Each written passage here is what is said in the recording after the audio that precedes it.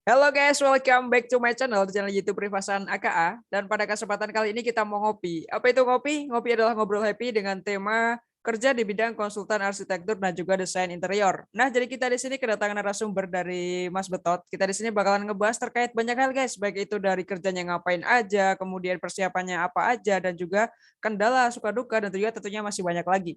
Oke, saya ingatkan kembali bagi teman-teman semua yang belum subscribe channel YouTube ini, silahkan di-subscribe terlebih dahulu agar nantinya menerima notifikasi ketika kita mengupload video terbaru. Seperti apakah keseruan ngobrol happy kita pada hari ini? Pokoknya langsung aja check it out.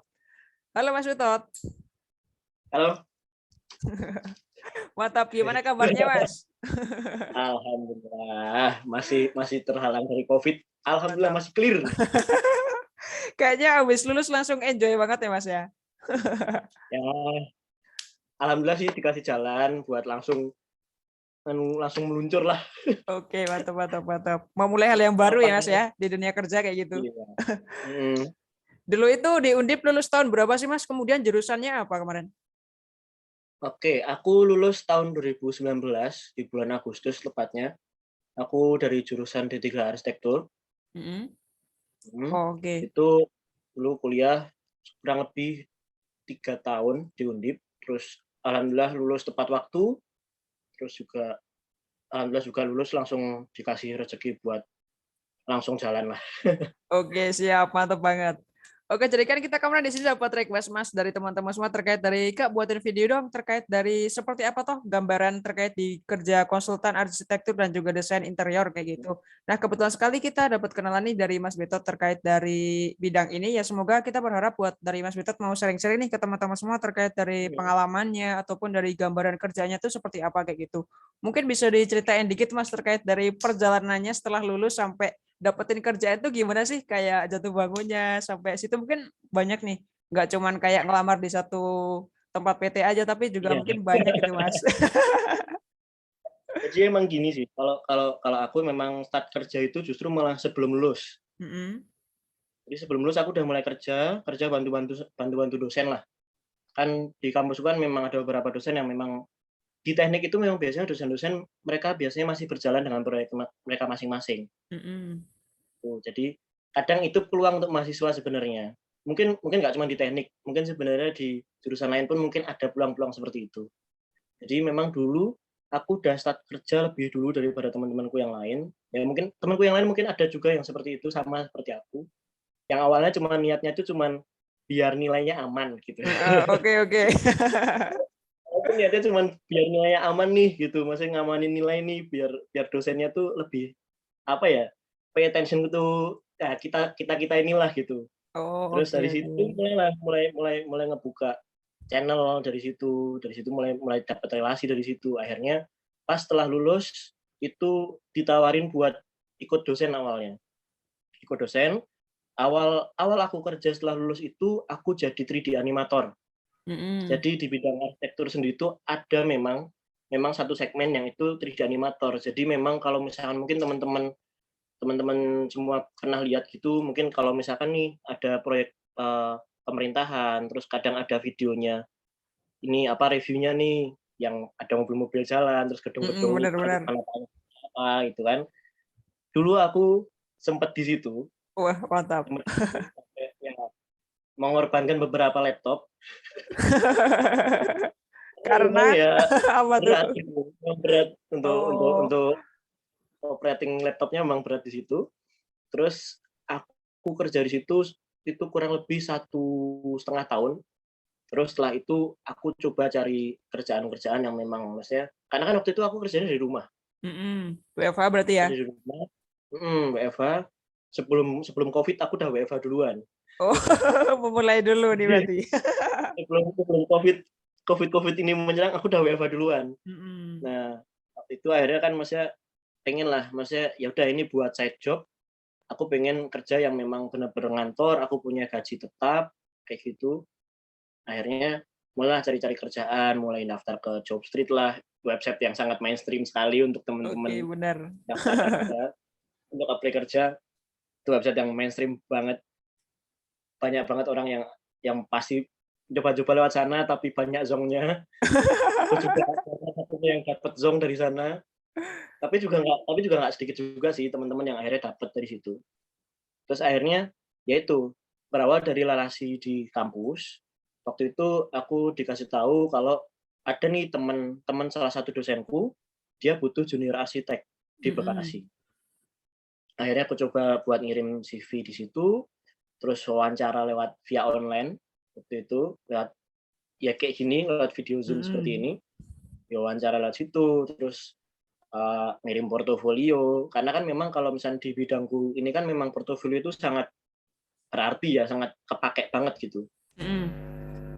Karena portofolio ya itu yang bisa dilihat sama mereka-mereka yang sudah pro itu, apakah ini cocok nggak sama sama yang dia butuhkan atau enggak gitu. Karena memang kalau misal CV kan itu kan, bisa dibilang itu data diri ya, Heeh, data bener diri bener. kita. Kalau di bidangku itu ada satu lagi portofolio. Portofolio itu, eee, projek-projek yang sudah dikerjakan atau tugas-tugas kuliah yang memang udah pernah dikerjakan juga. Itu tuh jadi modal kita buat kerja sebenarnya. Oh Nah, gitu, akhirnya iya iya. setelah itu ngirim dan alhamdulillah kok direspon baik, terus disuruh berangkat ke Bekasi waktu itu di bulan Maret kalau nggak salah, Maret berangkat ke Bekasi, alhamdulillah sampai Mmm, sekarang masih tahun ini bertahan berarti ya, di Mas, sini. ya? Mhm. Waktu itu ya ya, itu awal-awal Covid sih waktu itu, Oh gitu, mhm. awal Covid ya berarti ya? Pertengahan Covid, iya, heeh. Mhm, bener bener, oke oke. Oke, berarti terkait sekarang tuh berarti kerjanya di PT mana, Mas, sekarang? Aku sekarang kerja di CV Ortisa.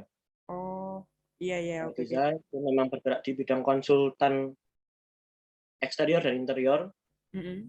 Jadi mulai dari bangunan fisik sampai bangunan interior aku di situ sekarang, dan juga ya kadang masih masih nerima permintaan tolong dari teman-teman atau dari dosen kayak gitu, kadang masih nerima, ya itu memang ya kayak gitu sih hal Iya, biasa sih kalau nggak buat apa-apa. Mantap. kayak orang-orang Mhm. yang bergerak di bidangku dan memang kita memang bergerak di bidang swasta, itu kan masih mendapatkan keleluasaan untuk menerima project sendiri gitu. Oh gitu, oke oke, ya. Kalau terkait dari job desk-nya sendiri itu sebenarnya kerjanya itu seperti apa, Mas, gambarannya? Oke, kalau job desk sih gini sih, simpelnya gini, kalau misalnya kita kita ada di posisi junior arsitek, kayak kayak aku sekarang, itu job desk-nya itu lebih ke PIC. Jadi misalkan nih, aku megang project A, ya Mhm. aku harus memplan itu semua, nantinya harus di-ACC sama senior arsitekku atau prinsipal arsitek istilahnya. Itu nanti setelah setelah sudah dapat ACC, kita baru jalan, dan aku juga ngawas juga di proyek secara berkala. Aku juga yang berkomunikasi langsung sama mandor-mandor tukang itu, Mhm. kayak gimana sih ini nanti prosesnya berjalannya itu dari mulai A sampai Z, sampai pokoknya dari mulai sampai selesai, Heeh, itu aku yang tahu semua, meng-handle gitu ya? aku yang membuat laporannya semua. Sejauh ini memang seperti itu sih berjalannya. Jadi kalau misalnya memang job desk-nya junior arsitek itu ya mulai dari perencanaan sampai penyelesaian sih kalau kalau sekarang aku berjalannya seperti itu. Oh Cuman gitu. memang itu kan kembali ke kebijakan kantor masing-masing. Ada yang memang junior arsitek pure untuk gambar aja. Nanti untuk PIC di lapangan ada sendiri nih gitu, kadang ada yang seperti itu. Memang kebijakan kantor kan beda-beda ya. Mhm, bener Jadi bener. kadang memang memang kayak gitu tuh memang tergantung kantornya sih. Cuman kalau yang diterapkan di kantorku memang untuk keefektifan kerja sih. Jadi bener-bener aku yang megang gambar, aku yang megang perencanaan, jadi aku yang harus tahu nih di lapangan kayak gimana gitu. Oh gitu, oke oke. Berarti itu terkait dari misalnya nih, contohnya kayak proyek-proyek yang mesti kayak apartemen atau kayak emang dari semua bangunan itu bisa didesain gitu, Mas? Mmm, iya, Kebanyakan itu. iya, bisa bisa. Ini kebetulan sih kalau misalnya aku di kantorku kan sekarang lagi megangnya gini ya, mmm, project rumah sakit sama interior tuh beberapa di apartemen. Oh gitu, oke. Mhm. Mhm. Itu memang kita masih berjalan seperti itu. Dan itu bisa kok, bisa semua semua semua jenis bangunan kecuali, sarana prasarana jalan itu kan memang beda ya, beda-beda untuk apa, perencanaannya sendiri itu ada sendiri ya, ada yang bidang sendiri. Biasanya sih lebih lebih ke teman-teman dari teknik sipil itu biasanya dari kayak jembatan kayak gitu kan biasanya perhitungannya lebih akurat ya kalau misalnya Mhm. teman-teman teknik sipil. Arsitek bisa, cuman kadang itu untuk perhitungan secara strukturnya memang butuh teman-teman dari teknik sipil untuk mengimbanginya semuanya gitu. Oh gitu, oke. Kalau terkait dari kerjanya tuh kebanyakan di lapangan, apakah di kantor Mas atau kayak emang kayak balance gitu?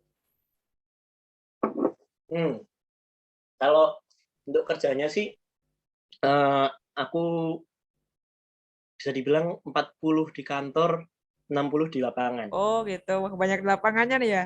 Heeh, karena gini sih, kalau misal kayak kayak di kalau misalnya kayak aku di kantorku sekarang, itu gini, untuk perencanaan gambar itu paling berjalan cuman seminggu gitu-gitu biasanya biasanya udah beres nih perencanaan gitu. Mm-mm. Kalau misalnya untuk proyek-proyek yang kecil-kecil kayak interior, itu cepet, memang intervalnya cepet. Kadang malah cuma sehari, 2 hari gambar itu udah jadi, langsung dilempar ke customer, nanti ada feedback dari customer, revisi, terus baru habis itu udah ACC kita jalan. Oh gitu, Tapi kalau oke misalnya oke. memang untuk proyek-proyek yang gede kayak bangunan-bangunan di atas 2 atau 3 lantai itu pasti akan butuh waktu, paling enggak perencanaan tuh sebulan lah, sebulan sebulan paling cepat sebulan sih, karena memang banyak aspek yang harus diperhitungkan kan, Mm-mm. Oke gitu. oke. Kalau dulu abis kerja nih langsung, langsung training ataukah langsung gimana Mas? Atau langsung kita langsung diterjunin di lapangan atau gitu? Terus itu berapa lama sih Nah, kira-kira trainingnya? aku dulu kebetulan ambil training waktu Mm-mm. kuliah. Kebetulan waktu itu, di kampusku di Undip, dapat jatah untuk 10 orang untuk pelatihan legal drafter. Legal drafter Mm-mm. itu yang dimaksud adalah, eee, jadi kita diajari untuk membuat sebuah gambar kerja. Jadi kan, di kita itu ada gambar kerja dan ada gambar 3D nih. Nah, Mm-mm. gambar 3D itu yang visualnya yang biasa kita sajikan ke customer, Oh sedangkan gitu. gambar kerja itu yang kita sajikan ke tukang, ke kontraktor, seperti itu, yang bisa dibaca oleh teman-teman di lapangan gitu. Bisa sebagai panduan kita di lapangan itu seperti apa, dan juga bisa digunakan untuk pertanggungjawaban secara hukum kepada ya mungkin pihak-pihak yang terkait gitu. Karena memang seperti itu kan ada, kayak seperti izin IMB kayak gitu Mm-mm. kan, itu kan butuh gambar kerja. Nah, itu kita di situ diajarin untuk bikin gambar yang memang bisa standar IMB itu seperti apa sih gitu, atau standar Oh. standar yang bisa tersertifikasi bangunan tinggi itu seperti apa sih gitu. Itu itu pelatihannya waktu itu nggak lama sebenarnya, waktu itu kurang lebih cuman seminggu, tapi memang ada tesnya di akhir, ada tes di akhir dan beberapa materi juga masuk.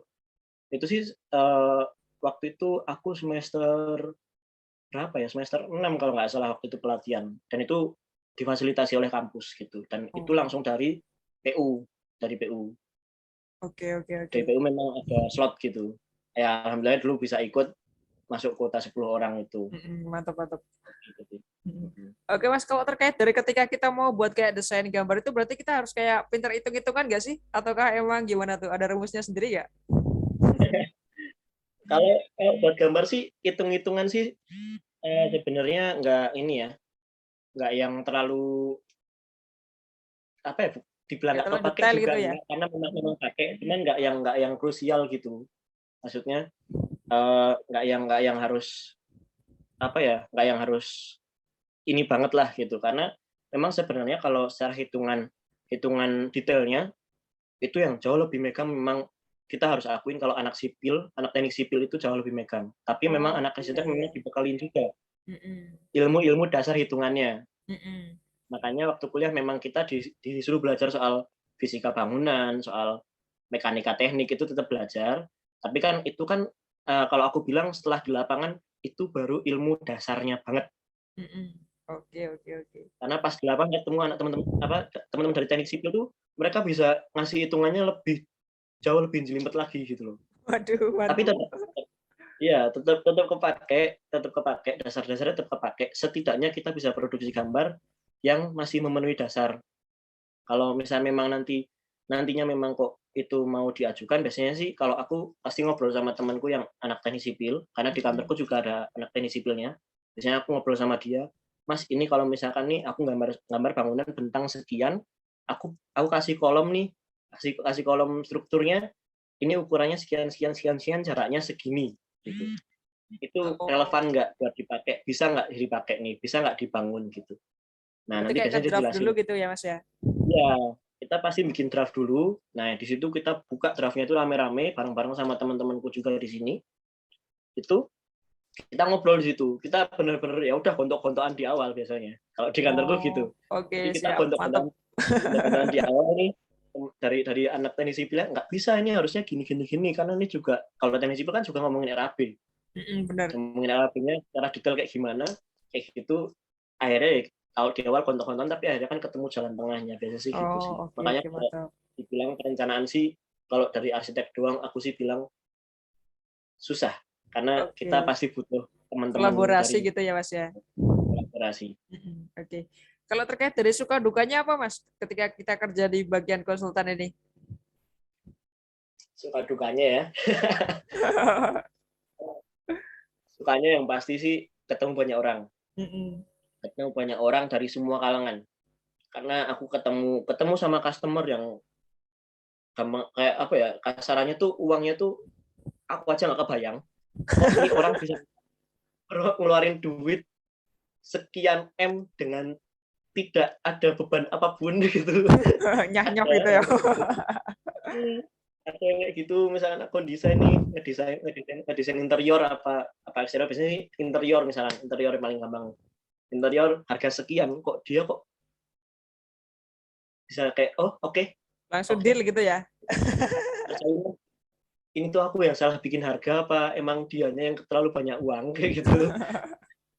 Ketemu orang-orang yang dari ya mungkin kita bisa bilang dari kalangan atas, kalangan mampu, tapi juga kita bisa juga ngobrol sama teman-teman yang dia tukang harian, kayak gitu. Maksudnya yang kita ngobrol cuman di pinggir jalan sambil minum kopi sambil ngerokok, terus ngobrolin ya udah kerjaan aja gitu, ngobrolin keluarga dia atau kayak gitu. Itu sih senang banget sih. Bisa ngobrol kayak gitu tuh bisa senang banget sih. Akhirnya bisa ngobrol sama banyak kalangan, banyak orang beda-beda dari semua aspek gitu tuh itu senang.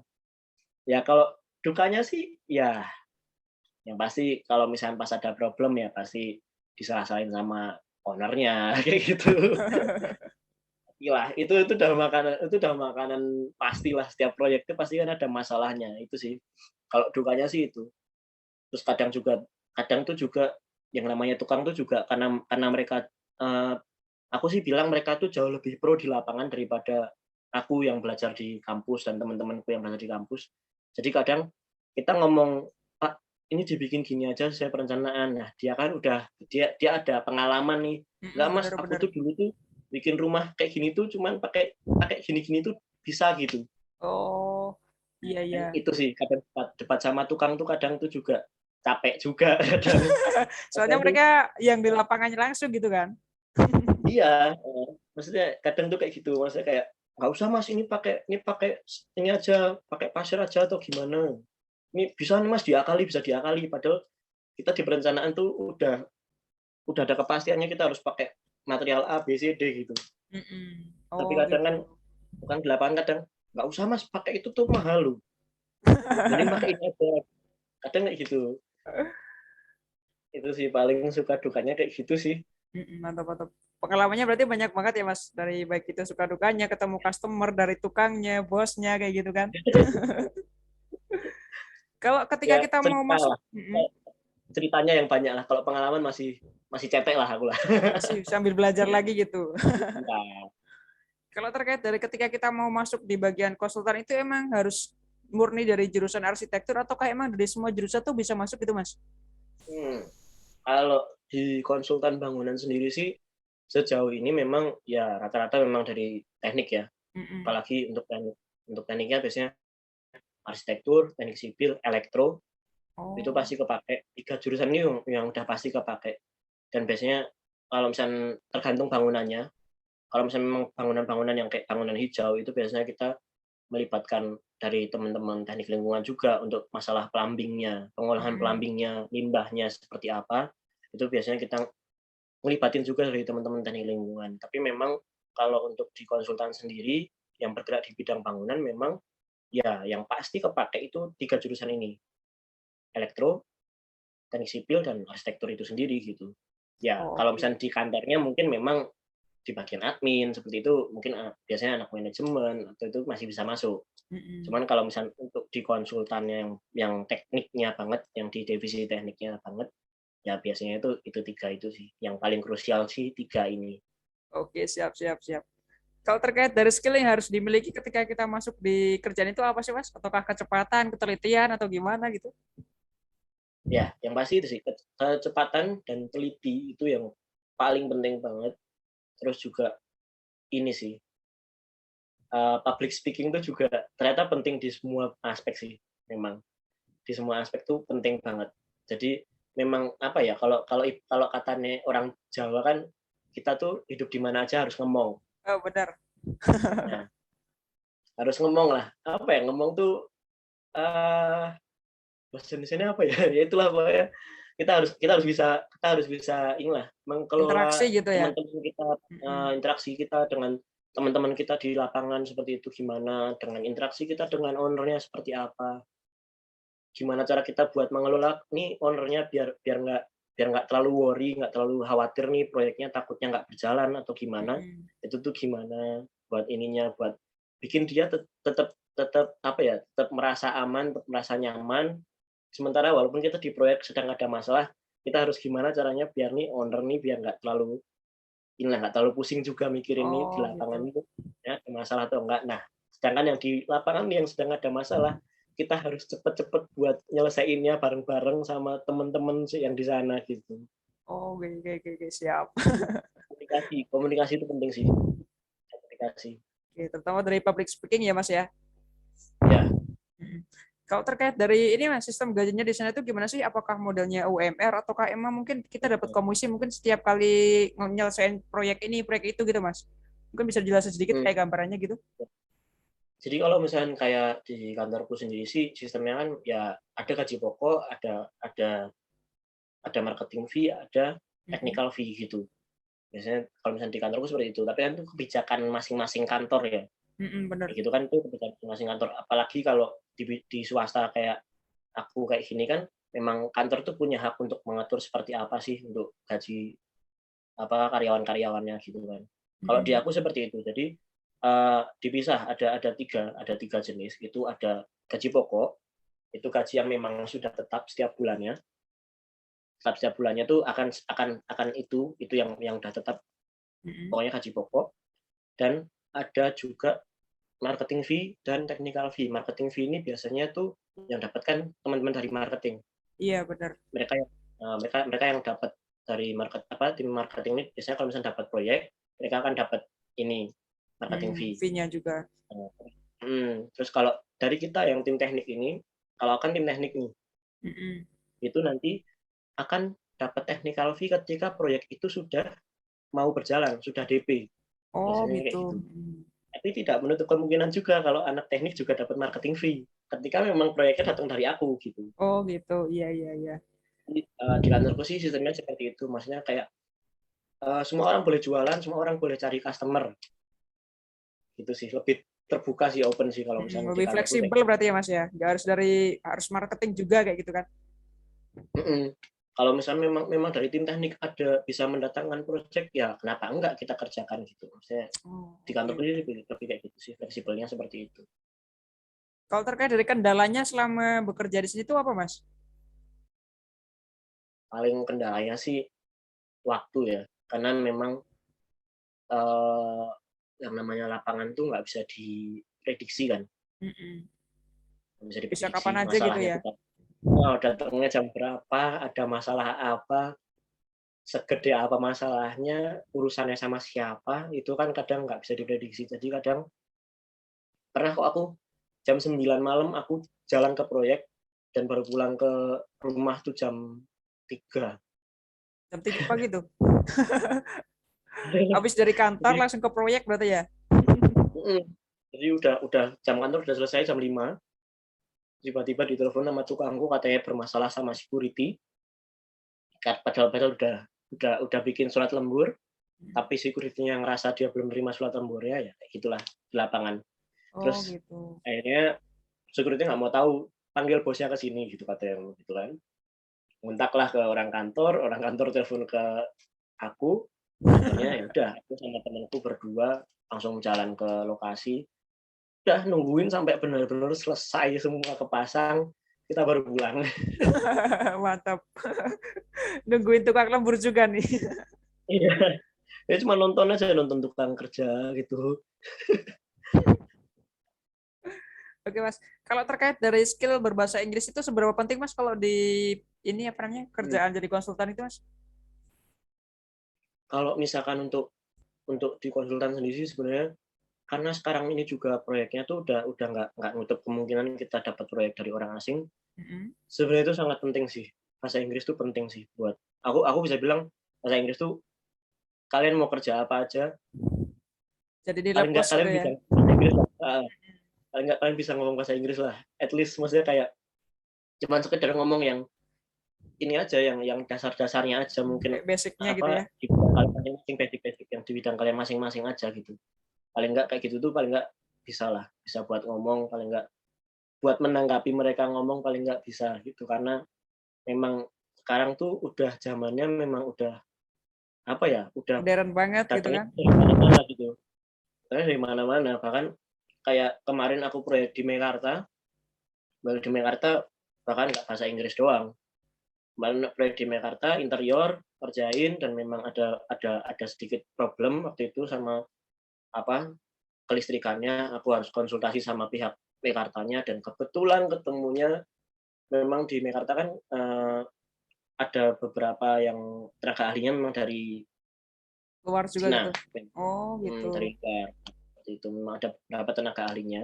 Tapi memang kalau yang apa yang kerja di sana memang mayoritas memang orang Indonesia, cuman memang tenaga ahli beberapa memang ada yang dari luar.